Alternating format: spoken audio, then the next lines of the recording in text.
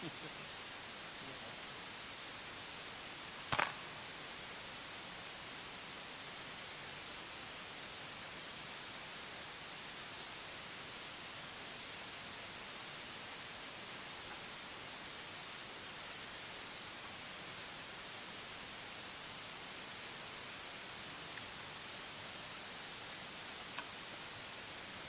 بالله من الشيطان الرجيم.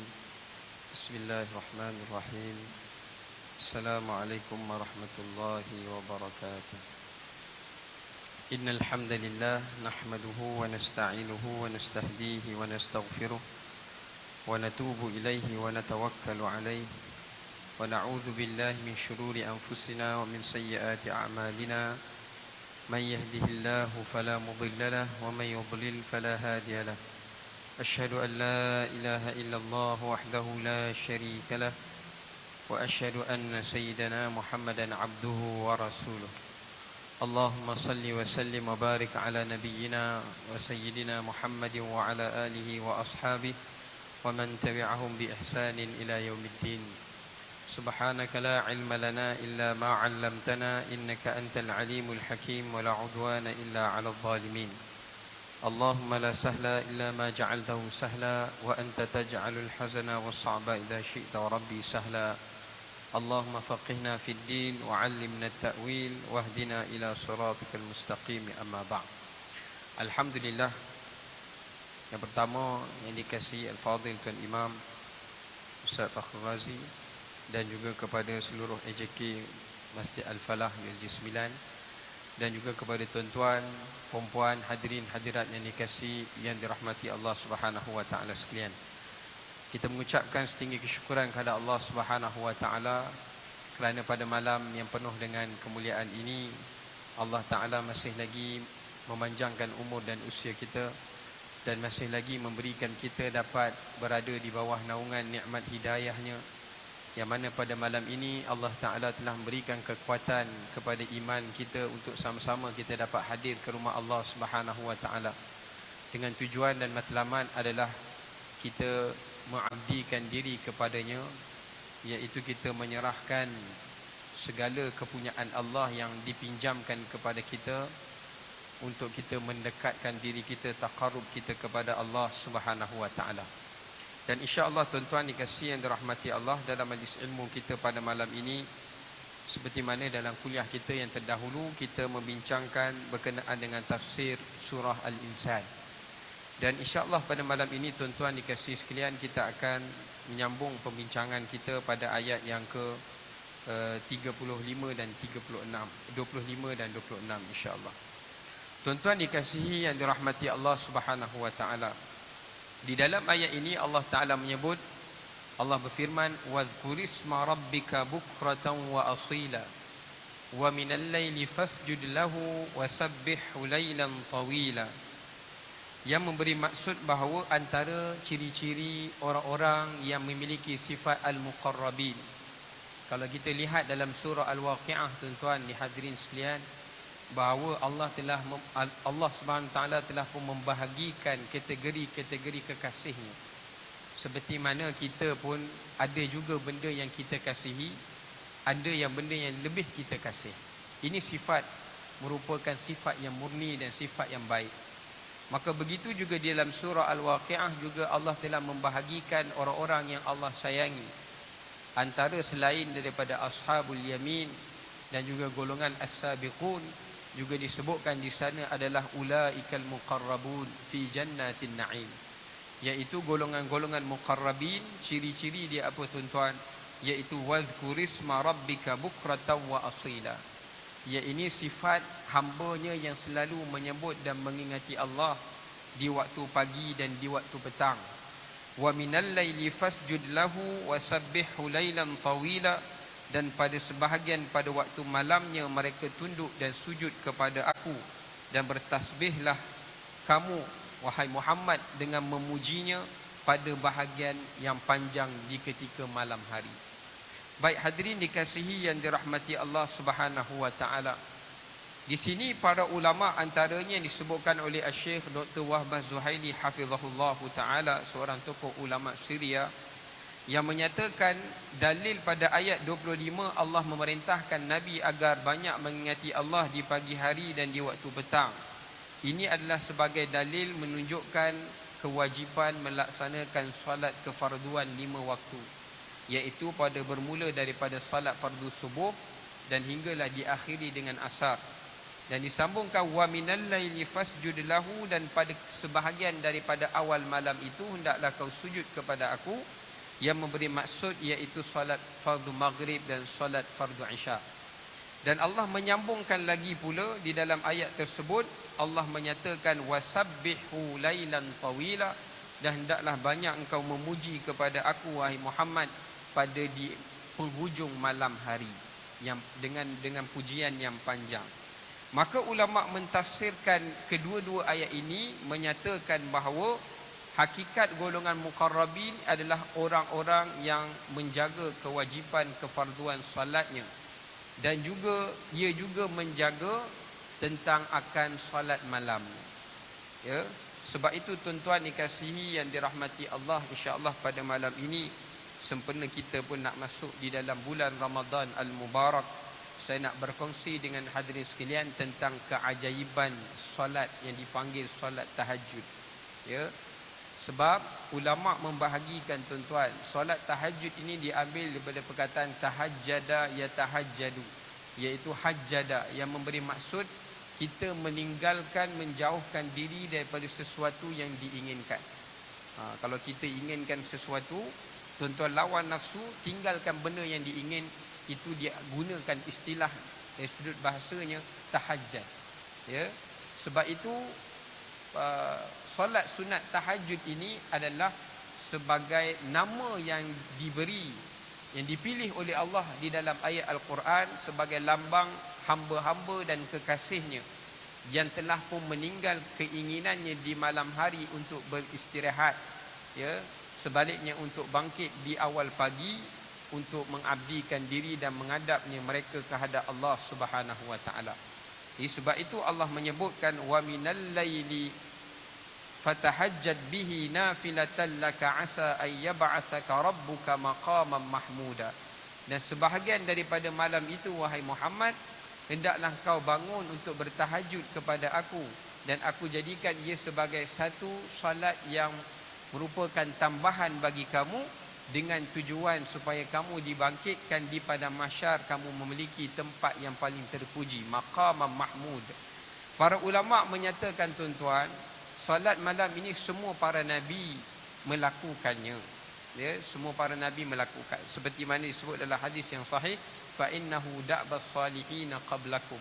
Salat malam ini adalah hidangan bagi rohani bagi orang-orang terdahulu, terutamanya di kalangan para rasul dan para anbiya. Tetapi benda itu tidaklah menjadi satu kefarduan tuan-tuan, ya. Solat malam tidak menjadi satu kefarduan kepada para nabi dan rasul yang terdahulu. Tetapi solat malam yang disebutkan dalam ayat yang saya bacakan dalam surah Al-Isra tersebut adalah sebagai satu kefarduan kepada baginda Nabi sallallahu alaihi wasallam. Sebab Allah menyatakan nafilatan laka, lam di situ litakhsis, nak menunjukkan sebagai satu tambahan kewajipan terhadap engkau wahai Muhammad. Kalau tuan-tuan lihat di dalam beberapa ayat yang terawal setelah Nabi menerima wahyu, sebelum Nabi mendapat perintah, apa yang Nabi terima daripada wahyu itu pergi dakwahkan ataupun ceritakan kepada orang yang berada di luar, Allah terlebih dahulu menurunkan ayat di dalam surah Al-Muzammil. Ya ayyuhal muzammil qumil laila illa qalila. Qum, Allah kata dengan kata perintah amar, qum, bangun. Jadi ulama menyatakan pada awal zaman Nabi dahulu, pada peringkat di fasa bumi Madinah, pada ketika itu solat malam adalah menjadi satu fardu, satu kefarduan kepada para sahabat. Tuan-tuan bayang, para sahabat pernah merasai kefarduan solat malam, sehingga kan bangun beberapa orang sahabat dan kata, ya Rasulullah, kami tak larat lagi dah. Ya, nak katakan semayang subuh pun tuan-tuan, dah berapa ramai dah orang yang tak boleh nak bangkit. nak maksud bangkit ni, nak bangkit solat berjemaah ni di masjid, apatah lagi kalau solat malam. Jadi sahabat kata, kami tak mampu wahai Rasulullah. Maka Allah turunkanlah ayat di dalam surah Al-Isra itu menyatakan, kami mansuhkan hukum kewajipan kepada umatmu dan kami kekalkan kepada engkau wahai Muhammad. Allahu Akbar. Tujuan apa tuan-tuan? Tujuan dia adalah Allah kata kepada Nabi Muhammad, kerana aku akan bangkitkan dikau di padang mahsyar, tempat yang paling tinggi daripada sekalian para rasul dan para nabi, maqamam mahmud. Ya. Jadi sebab itu, walaupun ia tidak menjadi satu kefarduan kepada kita, ulama kata solat malam ini tetap menjadi satu sunat yang paling sangat dituntut bagi orang yang memiliki sifat muqarrabi. Sebab apa tuan-tuan? Ada seorang ulama hadis, dia mensyarahkan hadis tentang hadis ni, tuan-tuan pun biasa dengar. Awwalu ma yuhasabu bil 'abdu yaumal qiyamati as-salah. Perkara yang pertama yang akan dihisap oleh Allah Subhanahu wa taala pada hari akhirat adalah solat. Solat tu solat fardu. Bila Allah dah cek semua solat fardu, ada yang kurang dia, maka Allah akan tanya kepada para malaikat, di manakah solat sunatnya, tatawwu, solat sunat. Dan ada sebahagian ulama kata solat sunat yang pertama yang Allah akan tanya kepada para malaikat untuk cek di dalam buku catatan amalan kita adalah solat malam. Kerana apa? Kerana solat malam adalah solat yang paling besar ganjaran dia selepas daripada solat fardu. Ini disebut dalam hadis yang sahih, afdalus salati ba'dal faridati salatul lail. Solat yang paling afdal selepas daripada solat fardu adalah solat malam.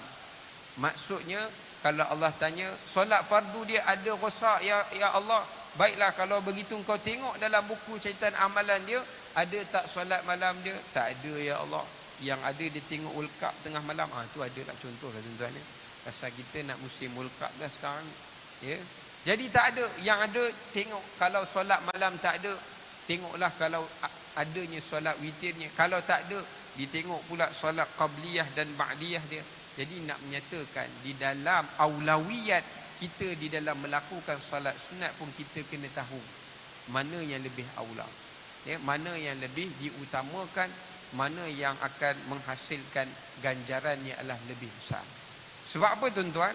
Sebab para ulama menyatakan bahawa Allah sengaja memilih pada waktu malam supaya kita hamba-hambanya bangkit dengan tujuan pada waktu malamlah waktu yang paling sesuai untuk seseorang hamba itu mengeratkan dan mengukuhkan kembali ikatannya dengan Tuhannya, setelah mana di siang hari penuh dengan dosa-dosanya. Ya, Allah memilih di malam hari kerana malam hari adalah malam waktu yang paling sesuai untuk seseorang hamba itu. Dia boleh fokus, dia boleh tumpu ibadat dia kepada Tuhannya di tengah malam. Kita tuan-tuan semayang pada Zuhur, semayang pada Asar, nak fokus payah. Sebab tu saya pernah dengarlah, bukan di Masjid Al-Falah, di masjid-masjid yang lain, biasanya kalau Tok Imam semayang Zuhur, kadang-kala semayang 3 rakaat bagi salam. Pasal Zuhur tu waktu penat, mengantuk tuan-tuan. Ada yang semayang 2 rakaat salam dah, sampai makmum tanya, qasar ke? Tak, lupa, naik sambung balik. Nak ceritakan waktu-waktu ni minda hati kita masih lagi terikat dengan urusan dunia. Nak semayang teringat nak ambil anak, nak semayang teringat tak masak lagi, suami nak balik dah. Nak semayang teringat lagi jam pula dah kalau balik lambat. Dia nak ceritakan waktu siang hari ni diri dan minda hati kita terikat dengan perkara-perkara dunia. Tetapi di malam hari adalah minda yang sedar bagi kita adalah untuk tumpuan sepenuhnya kepada Allah SWT. Allah nak kita beri tumpuan sepenuh kepadanya. Ya. Dan kalau kita nak cari jalan orang-orang yang boleh masuki syurga Allah, itulah jalannya. Sebab itu Nabi pernah berpesan kepada seorang sahabat namanya Rabi'ah bin Ka'ab radhiyallahu taala anhu. Dia antara salah seorang khadam Nabi SAW. Bila dia bantu Nabi bangun sembahyang malam, dia tolong sediakan tempat wuduk dan sebagainya. Nabi tanya pada dia, wahai Rabi'ah, selepas aku habis salat nanti, kau mintalah apa hajat engkau, akan aku doakan kepada Allah bagi pihakmu. Dia pun fikir tuan-tuan, dia ni orang miskin, dia minta ya Rasulullah, habis mayang nanti aku nak minta aku ni tak kahwin lagi, kalau boleh kahwin dengan orang yang segak lah. Kalau segak tu satu, kalau boleh yang ada duit, ya, bolehlah rasa nikmat sikit ni, rasa seronok, ya. Tetapi bila dia fikir semua hal-hal dunia tu, tiba-tiba terhenti dia. Dia kata, kalau Nabi doa kepada aku agar aku mendapat habuan daripada dunia, mesti aku dah tak boleh duduk bersama dengan Nabi lagi, sebab Nabi tak hidup cara begitu. Maka dia pun kata, ya Rasulullah, kalau begitu aku tak mau keinginan tersebut. Aku ingin pada hari akhirat di dalam syurga, aku duduk sama satu syurga dengan engkau. Allahu Akbar. Sahabat minta macam tu tuan-tuan, ya. Akhirnya apa yang Nabi nasihat kepada dia? A'inni ala kathratis sujud. Maka engkau bantulah aku untuk sama-sama kita perbanyakkan sujud. Sujud maksud di sini bukan mencukupi dengan solat fardu 5 waktu, tetapi sujud yang ditambahi dengan solat malam. Dan dikatakan oleh para ulama hadirin sekalian, keajaiban solat tahajud ini adalah kerana di malam hari seluruh pintu langit akan dibuka, dan begitu juga dengan pintu syurga, dan pintu neraka akan ditutup, kerana penuhnya di langit itu dengan rahmat Allah. Sebab para malaikat dia keluar 1/3 malam tuan-tuan. Setan dia keluar lepas maghrib, dia keluarlah. Malaikat keluar di awal pagi. Kerana apa? Di dalam hadis yang sahih, Nabi SAW menyatakan, yanzilu rabbuna ila sama'id dunya fi thuluthil lail akhir, iaitu Allah Subhanahu wa taala turun ke langit dunia pada 1/3 malam. Allah turun tuan-tuan. Ya, kalau Allah turun takkan malaikat tak turun. Padahal ada juga dalam hadis yang lain, malaikat-malaikat ini akan turun di 1/3 malam untuk mencari manakah hamba-hamba Allah yang sedang bermunajat, yang sedang berdoa, yang sedang bangun dan sebagainya, untuk mereka turut serta bersama dengan hamba tersebut, menjadi teman kepada mereka untuk beribadat. Pasal malaikat dia tak tidur tuan-tuan. Malaikat rasa takjub dan kagum. Ada satu makhluk yang Allah bagi dia perlukan kepada rehat, dia boleh bangun. Malaikat terkejut pasal malaikat dia tak perlu tidur. Jadi tak ada istilah tahajud. Dia nak cari teman. Siapakah yang boleh menemani mereka dalam beribadat di pagi hari? Allahu Akbar, ya. Jadi nak ceritakan tuan-tuan dikasih yang dirahmati Allah SWT sekalian. Saya teringat satu kisah yang diceritakan oleh Umar bin Abdul Aziz radhiyallahu taala anhu melalui wasiatnya. Dia pernah menceritakan bahawa pada saat ketika aku masih lagi remaja, aku berjalan-jalan berjaga di pagi hari, kemudian tiba-tiba aku terdengar salah seorang daripada sebuah rumah itu dia bermunajat kepada Allah. Dia semayang tuan-tuan, dia baca surah At-Tahrim. Ya ayyuhalladzina amanu qu anfusakum wa ahlikum nara. Dia baca ayat tu berulang-ulang kali sampai dia terdiam. Umar bin Abdul Aziz sampai tertarik dengan bacaan dia, tunggu. Pasal apa dia tak sambung baca dia? Rupanya dia tunggu tak dia baca, dia baliklah tuan-tuan. Elok dia balik, esok pagi dia dengar berita ada orang meninggal. Bila dia pun nak pergi ziarah ke rumah orang yang meninggal itu, didapati rumah itu sama dengan rumah yang dia lalu semalam. Dia terkejut, ini rumah yang aku dengar bacaan ni semalam. Dia pun masuk. Dia tanya kepada seorang ibu itu, wahai ibu, apa yang menyebabkan anak kau meninggal? Wahai saudaraku, waktu tu dia belum lagi dilantik, kira ada ura-ura nak dilantik jadi khalifah lah pada ketika itu. Wahai saudara muda, bahawa anakku meninggal pada saat dia sedang melakukan solat malam. Dan itulah solat malam yang pertamanya yang sebelum ini dia pernah bergelumang dengan dosa. Dan apabila aku mendengar ia membacakan dalam ayat yang menyebut ya ayyuhalladzina amanu qu anfusakum wa ahlikum nara, dia baca berulang kali, ketakutan dia itu hingga menyebabkan ia mati. Allahu Akbar. Dia takut pasal apa tuan-tuan? Dia tak pernah bangun sembahyang malam, dosa dia terlalu banyak, sehingga kan bukan dosa terhadap dirinya, bahkan kepada ahli keluarga, isteri dan sebagainya. Dia terlalu takut menangis di dalam solatnya itu hingga dia mati. Maka Umar bin Abdul Aziz menyatakan, demi Allah, tidak ada kejadian yang seperti ini melainkan manusia ini dimuliakan oleh Allah Subhanahu wa taala. Semenjak daripada itu Umar bin Abdul Aziz menyatakan bahawa aku tidak lagi berani untuk meninggalkan solat malamku, kerana aku ini tidaklah tidaklah pernah berbuat dosa seperti mana si fulan itu, maka aku bimbang takut Allah matikan aku bukan pada saat seperti mana yang dialami oleh pemuda tersebut.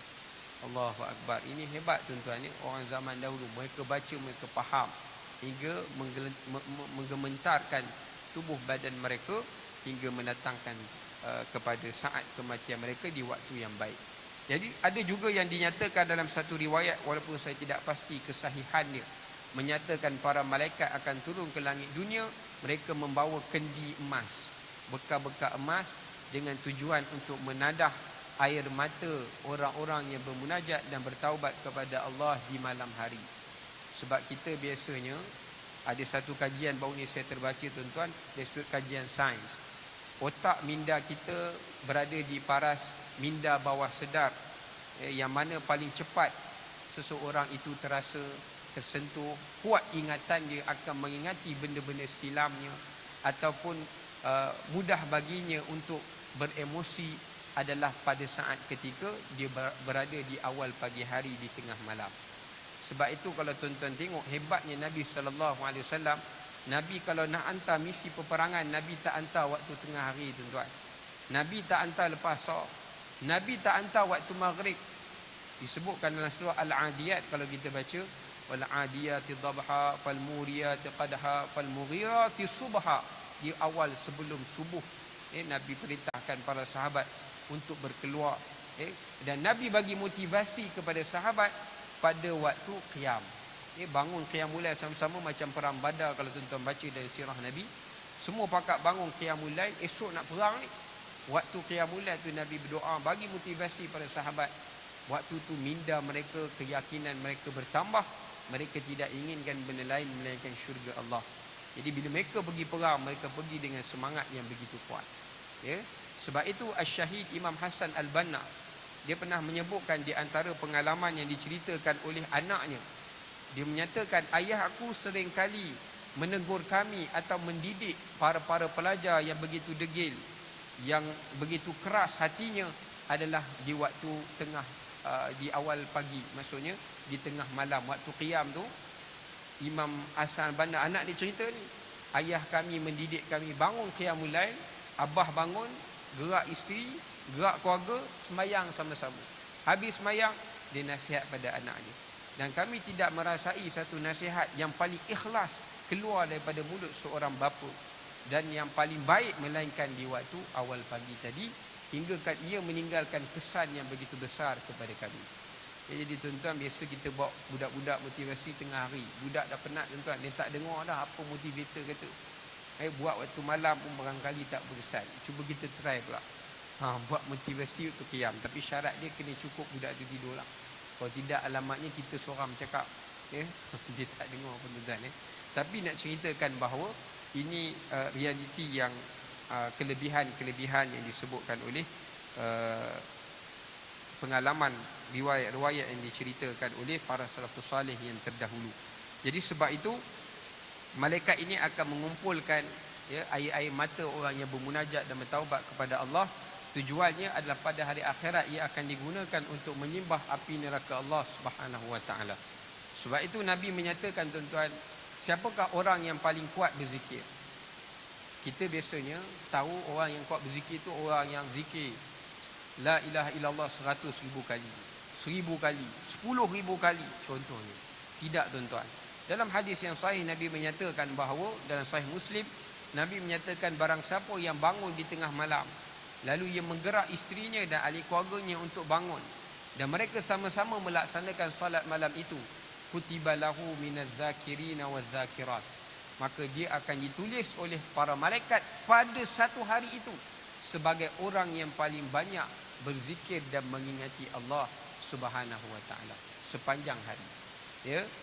Sebab apa tuan-tuan? Ini kelebihan yang Allah berikan kepada pahala ganjaran kepada orang yang bangun di malam hari. Kalau orang tu, ustaz, saya dah gerak dah, suami saya payah nak bangkit ustaz. Sama juga suami kata payah nak bangkit isteri. Kita pun tak tahu cara mana nak gerak. Kalau kita gerak tu dapat pahala tuan-tuan. Sehingga kan baru ni saya dapat satu daripada Facebook. Dapat ada WhatsApp orang post. Dia kata, ustaz, ada satu kaedah paling berkesan nak gerak suami bangkit cepat, nak bangkit subuh ke, nak bangkit tahajud, senang. Isteri tu buat dengan suara yang manja, lemah gemalai, bisik kat telinga suami dia, abang, kalau abang bangkit lah ni, saya bagi abang kahwin lain. Tuan-tuan, tuan-tuan tengok respon ibu-ibu sekalian, tengok respon suami kita bangkit cepat, tuan-tuan. Mana betul ke, mana borang abang nak sign? Macam tu. Ya, cepat respon, tuan-tuan. Kalau nak bangkitkan isteri pun lebih kurang begitulah. Yang kalau tak bangun, abang kahwin seorang lagi. Ni borang dah ada ni. Memang dia bangun tapi silap dia ambil parang, tuan-tuan. Ya. Tak silap tak boleh tidur terus kita. Baik.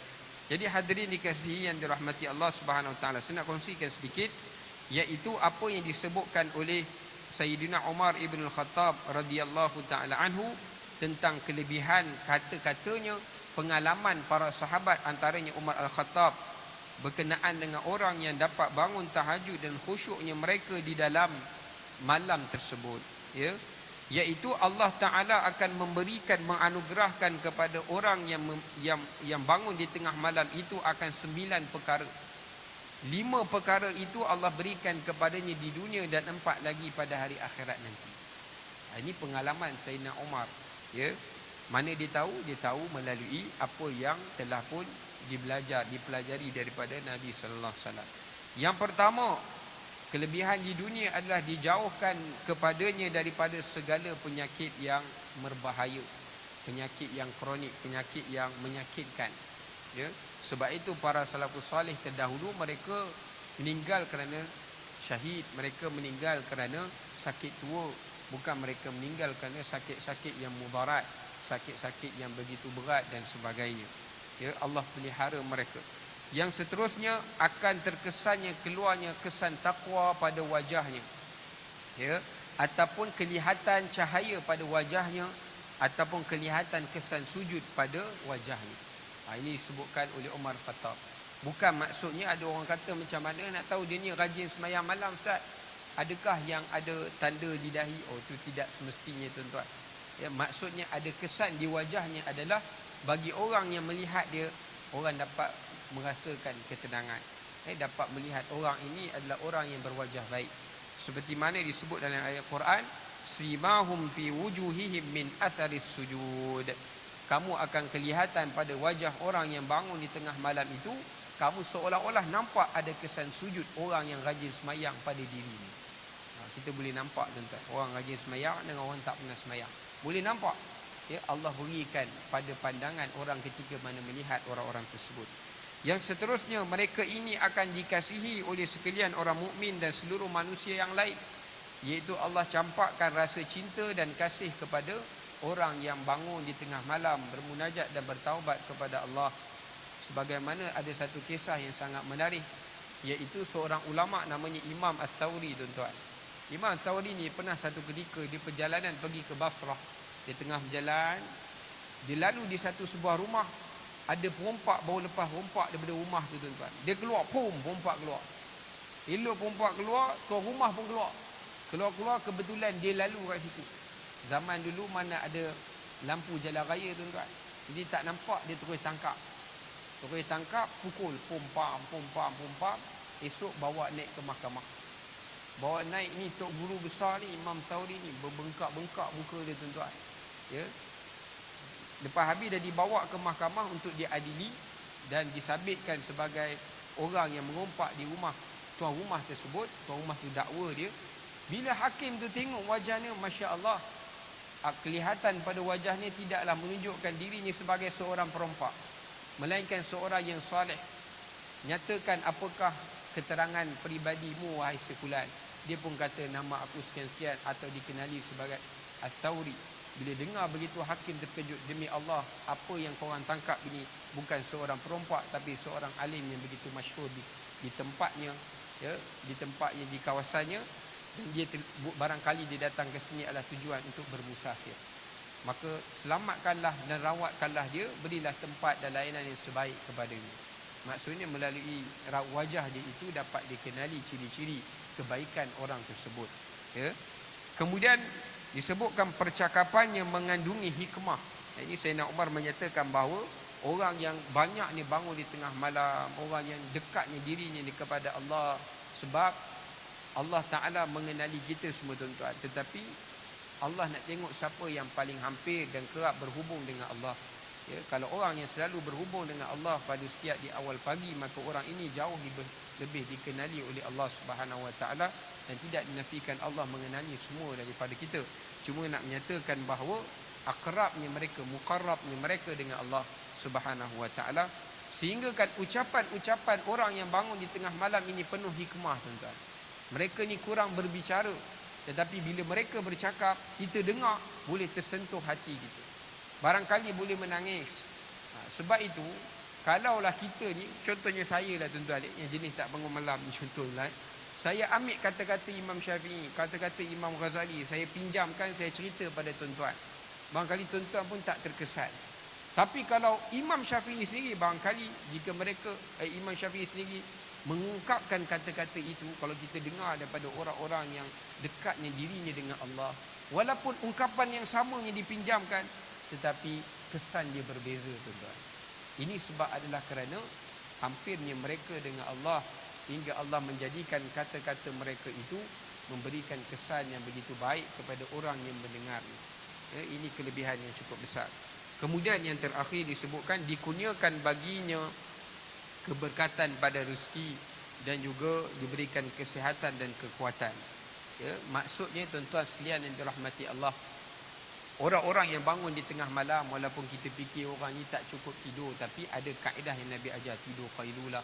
Saya juga pernah terbaca satu kajian yang dibuat oleh orang barat. Orang barat ni dia rajin kaji tuan-tuan. Kita kurang kaji sikit.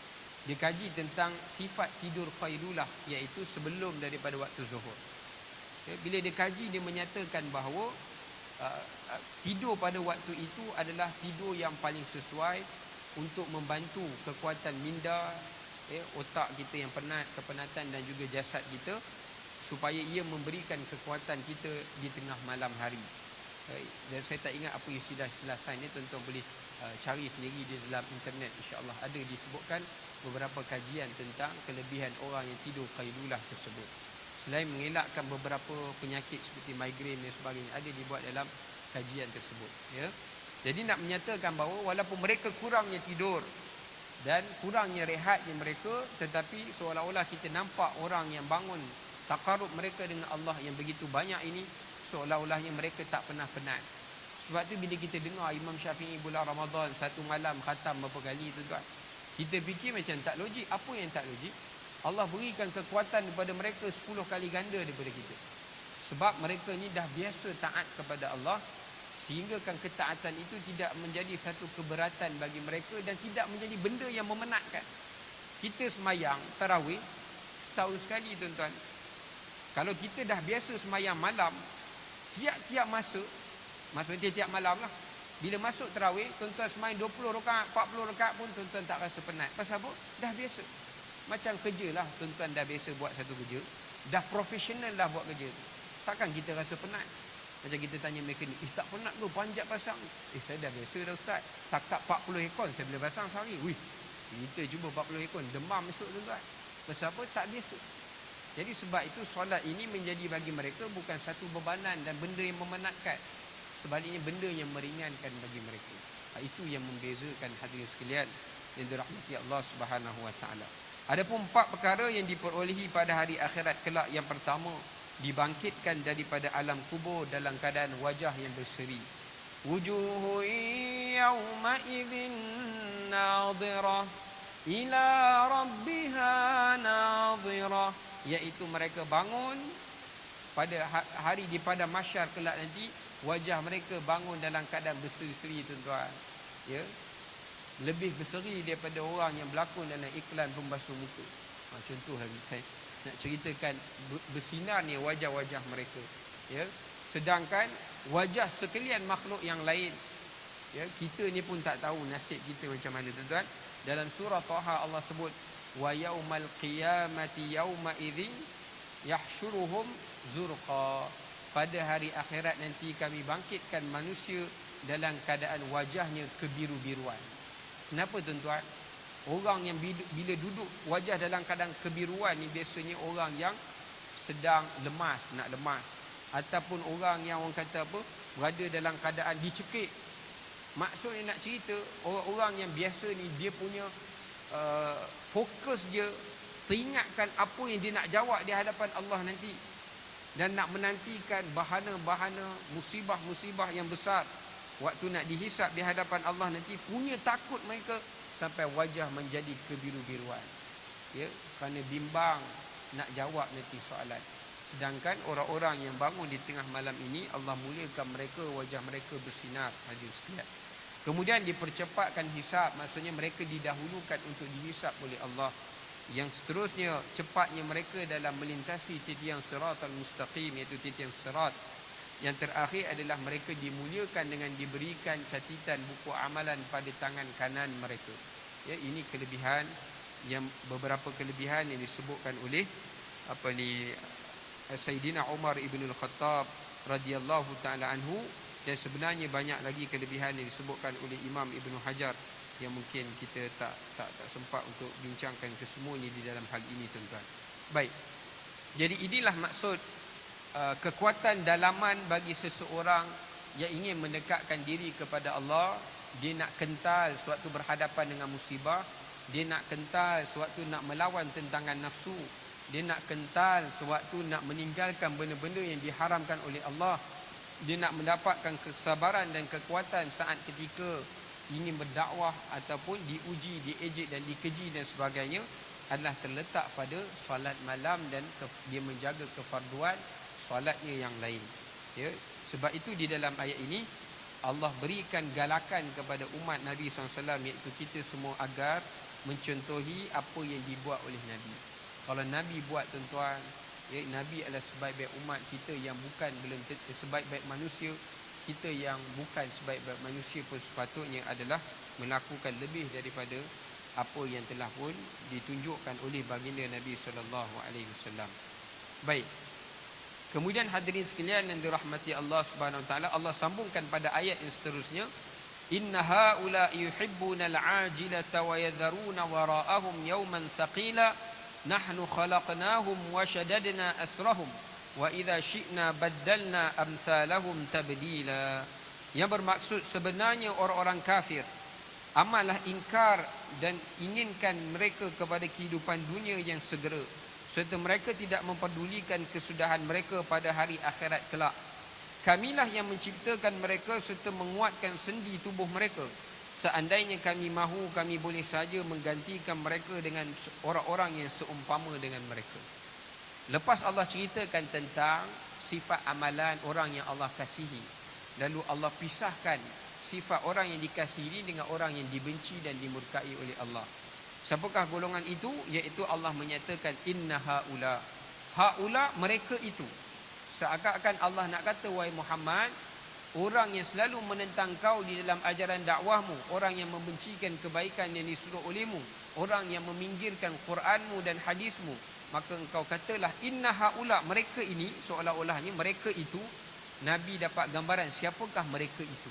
Nabi faham ayat yang Allah bagi tahu tu, Nabi faham jelas. Mereka itu, maksudnya orang yang disebutkan tadi sifat-sifatnya. Yuhibbunal ajilah, mereka lebih cintakan tentang kehidupan yang ajilah, yang cepat, yang segera.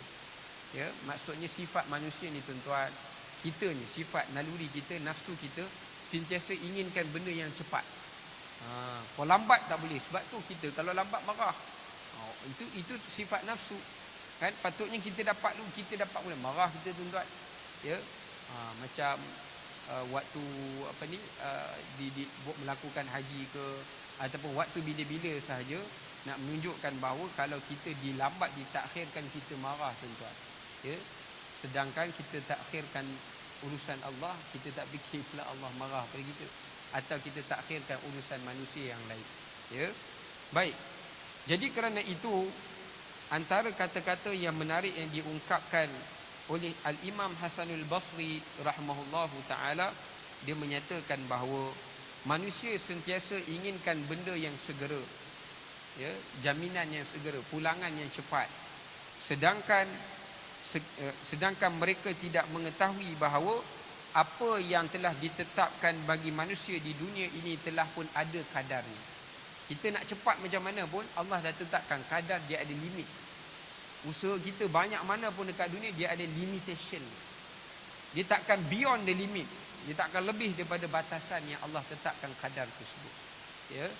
Sedangkan kalau orang yang mengejar akhirat, ketahuilah bahawa akhiratnya itu tidak ada sempadan dan batasannya. Maksudnya apa yang Allah janjikan kepada mereka itu melebihi daripada apa yang mereka boleh fikir, apa yang boleh mereka inginkan, dan tidak ada sempadan dan batasannya.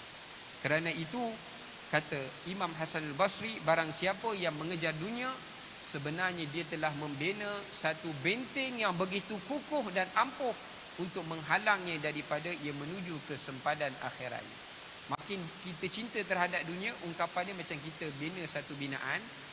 Kita nak pergi ke alam akhirat, tapi kita cinta dunia. Soalnya kita ambil batu, letak.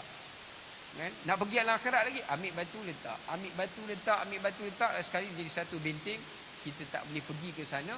Dan terhijabnya hati kita dan akal kita dan perbuatan anggota kita untuk cenderung melakukan keuntungan akhirat, sehingga kan kita tidak mendapatkan hasilnya tersebut. Iaitu perumpamaan yang dibuatkan oleh Al-Imam Hasan al-Basri rahimallahu ta'ala. Kerana itulah Allah menyatakan prinsip bagi orang beriman, Rabbana atina fid dunya hasanah wa fil akhirati hasanah wa qina adzabannar. Satu tafsir yang begitu menarik daripada doa yang kita selalu duk baca ni apa tuan-tuan? Rabbana atina fid dunya hasanah. Ya Allah, ya Tuhanku, kurniakanlah kepada kami akan kebaikan dunia kami. Dunia itu sebagai satu kebaikan. Maksudnya dunia itu menjadi kebaikan untuk akhirat kami. Wa fil akhirati hasanah, dan pada hari akhirat kami mendapat kebaikan yang lebih daripada kebaikan yang telah kami kecapi di dunia dahulu. Maksudnya kebaikan yang baharu, benda yang belum pernah dikecapi atau dirasai sewaktu di dunia dahulu. Maksudnya orang beriman dia akan memiliki dua kebaikan. Satu, manfaat dunianya yang mendapat keuntungan akhirat. Yang keduanya adalah keuntungan akhirat yang tidak pernah ia alami dan ia rasai sewaktu di dunia dahulu. Ya? Jadi kerana itulah tuan-tuan dikasihi yang dirahmati Allah, kerana itulah di dalam ayat ini kata para ulama tentang peringatan asbab yang menyebabkan seseorang itu terhalangnya dirinya untuk ingat kepada akhirat, dan beratnya dia untuk mendekatkan diri kepada Allah adalah tertakluk kepada rasa kecintaannya terhadap dunia. Rasa kecintaannya terhadap dunia. Ada satu kisah menarik tuan-tuan ya. Ini diceritakan oleh syekh saya. Dia kata ada satu ketika ni waktu bulan Ramadan, datang seorang jemaah, syekh mengajar, seorang jemaah kata, "Wahai Tuan Guru, saya nak tanya, wahai Syekh, saya nak tanya. Saya semalam, malam ke-21, saya nak bangun pasal malam ganjil. Saya nak bangun qiyamul lail. Saya dah set alam, satu ahli keluarga ni duk pasang alam Melaka." Contohlah, ya. Nak bangun qiyam pada pagi hari itu. Tapi tak ada seorang pun yang dibangunkan. Tak ada seorang pun yang bangun. Dia kata, "Apakah asbabnya?" Apa Syekh tu kata? Syekh tu kata, "Apa yang kau buat semalam?" Oh, dia kata, "Semalam aku sibuk dengan urusan gini. Benda yang perlu aku selesaikan gini. Aku ada." Dia kata, antara asbab yang menghalang engkau daripada engkau dapat dibangunkan pada pagi hari itu adalah kerana otakmu belum lagi dikosongkan daripada pengisian urusan-urusan dunia itu tadi. Maksudnya dia tidur pun dalam keadaan duk fikir lagi. Kerja semalam tak selesai lagi urusan dunia. Engkau tidak mengosongkan mindamu dan hatimu daripada terikat dengan urusan dunia. Kerana itulah menjadi asbab engkau tidak dapat dipilih untuk bangun qiyam pada pagi hari tadi. Ya, jadi nak ceritakan tuan-tuan, hubbud dunya ra'sun kullu khati'ah, Nabi sebut. Cinta terhadap dunia adalah raja kepada penyakit yang lain yang akan datang. Datangnya penyakit hasad kenapa? Kenapa orang dengki pada orang lain? Kerana dunia. Kenapa orang benci pada orang lain? Kerana dunia. Kenapa orang dendam pada orang lain? Kerana dunia juga orang dendam. Jadi ini dapat sikit, ni dapat lebih.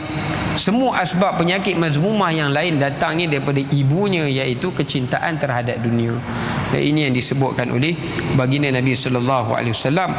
Maka kerana itulah Allah menyatakan di dalam ayat ini, wahai hamba-Ku, selama mana, dalam hadis kursi, wahai hamba-Ku, selama mana engkau mencari akan habuan akhiratmu, maka aku akan mempercukupkan bagimu duniamu. Dan selama mana engkau mencari akan dunia ini dan kau meninggalkan akhiratmu yang aku sediakan bagimu yang jauh lebih banyak daripada itu, maka niscaya aku akan membiarkanmu dengan dunia yang engkau cari, sama ada engkau mendapatinya atau tidak mendapatinya. Ya, maksudnya belum tentu dapatlah. Ya, kalau Allah izin dapatlah dia, kalau Allah tak izin tak dapatlah dia. Tetapi akhirat confirm dia tidak mendapatkan apa-apa. Sedangkan ciri-ciri orang-orang yang kafir, orang yang menganggap hidup dunia ini adalah selama-lamanya, mereka hanya meminta akan kebaikan pada dunianya sahaja. Ya. Kemudian Allah menyatakan azan dulu. Baik, boleh laluan azan. Baik, hadirin sekalian dirahmati Allah, kita habiskan huraian kupasan ulama pada ayat yang ke-28 ini, iaitu Allah menyatakan, setelah Allah menyatakan sifat yang membezakan di antara jalan untuk seseorang itu menjadi kekasih Allah dengan jalan orang yang tidak menjadi kekasih Allah, sebaliknya orang yang dimurka oleh Allah, iaitu jalan yang ditempuhnya, matlamatnya dan hala tujunya jalan yang berbeza. Satu jalan tujuannya adalah mengaut dunia bagi kepentingan akhirat, dan cara jalannya itu dibangun di tengah malam. Itulah jalan kekasih Allah, iaitu Nabi SAW, yang akan dilalui oleh sekalian kekasih yang lain yang bakal menjadi kekasih Allah. Adapun jalan yang kedua, itu jalan orang yang matlamat prinsipnya adalah untuk mendapatkan sesuatu yang cepat, habuan ganjarannya, sehingga mereka melupakan ganjaran yang dijanjikan Tuhannya. Saya teringatkan tuan-tuan, ada seorang ulama di Kupas, dia kata apa?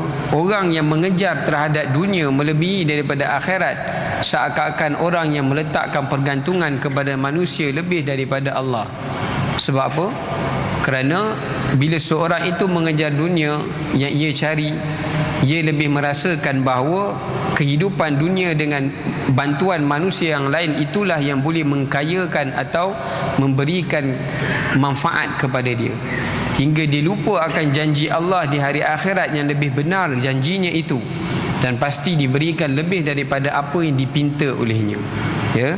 Jadi sebab itu Allah menyatakan pula dalam ayat ini, wa yadharuna wara'ahum yauman thaqila, dan mereka meninggalkan di belakang mereka hari yang thaqil. Thaqil ni iaitu hari yang berat. Thaqil maksudnya berat dalam bahasa Arab, iaitu satu hari yang menjadi benda yang paling berat yang akan ditanggung musibah bagi mereka, sehingga dilupakan bagi mereka akan apa yang mereka pernah kecapi dulu di dunia.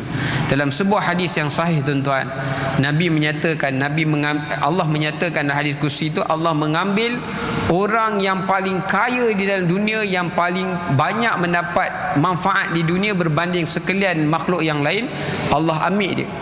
Allah buat perumpamaan, dia ni orang yang the richest man in the world.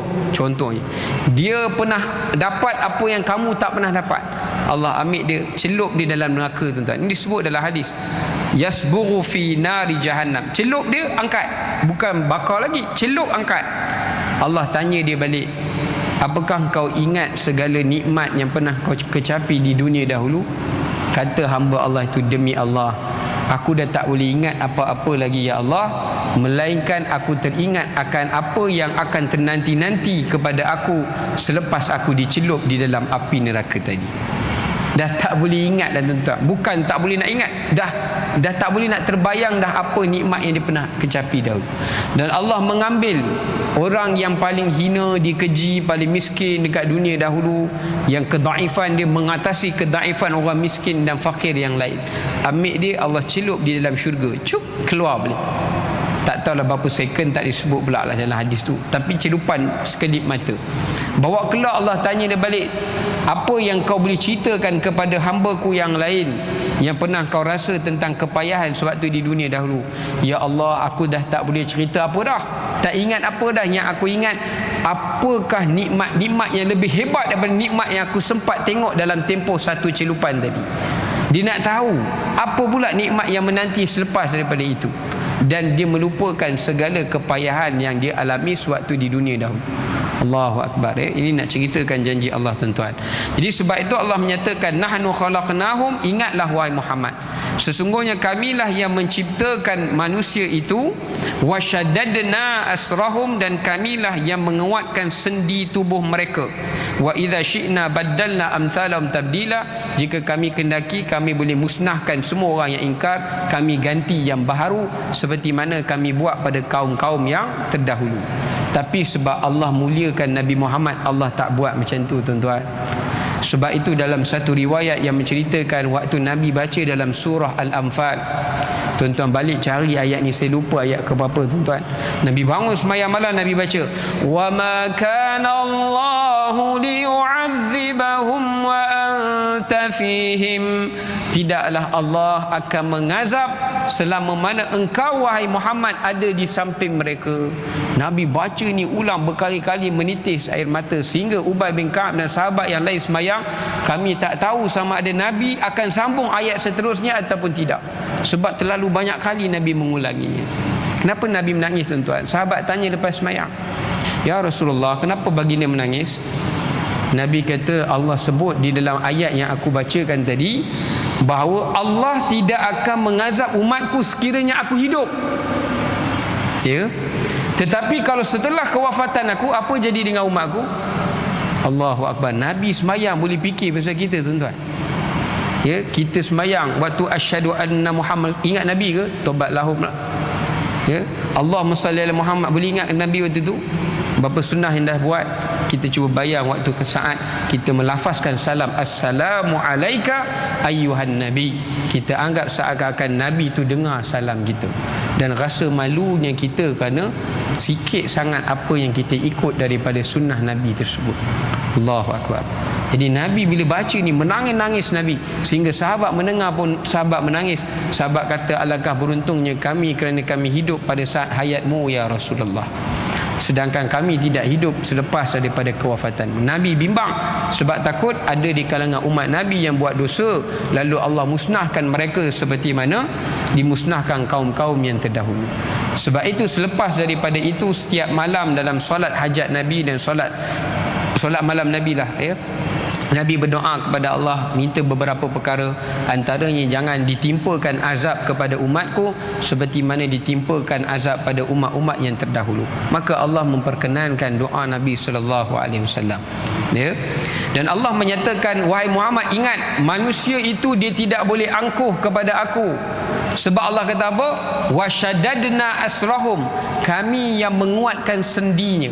Setiap sendi kita, tuan-tuan, hebat Allah ciptakan kita. Setiap sendi kita ni dia boleh bergerak mengikut kemahuan dan dilenturkan untuk manfaat tubuh badan tuan dia sendiri.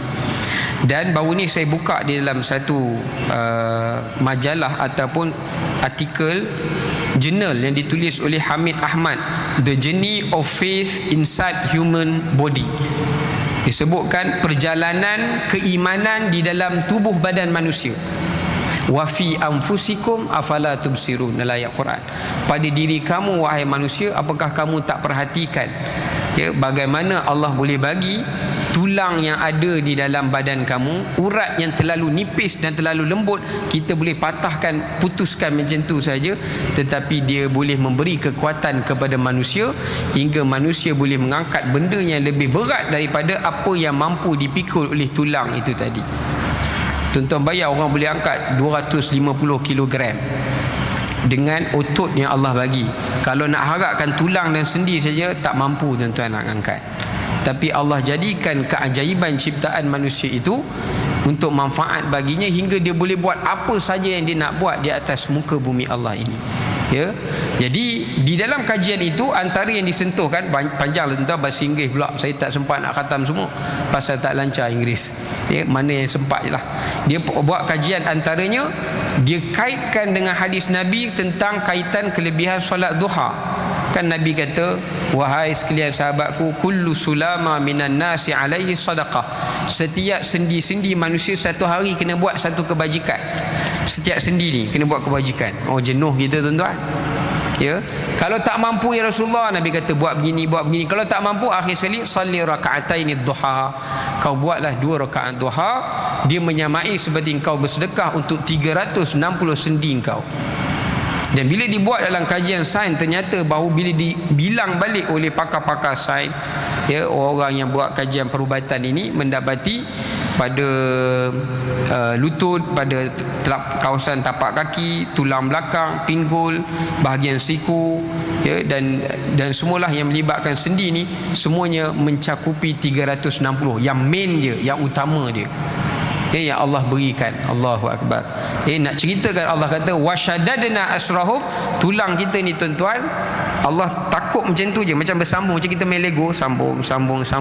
Macam mana yang bersambung itu dia boleh jadi kuat, dan dia boleh lenturkan dengan bantuan daripada otot, urat, dengan lapisan-lapisan tertentu yang menguatkan tulang tersebut.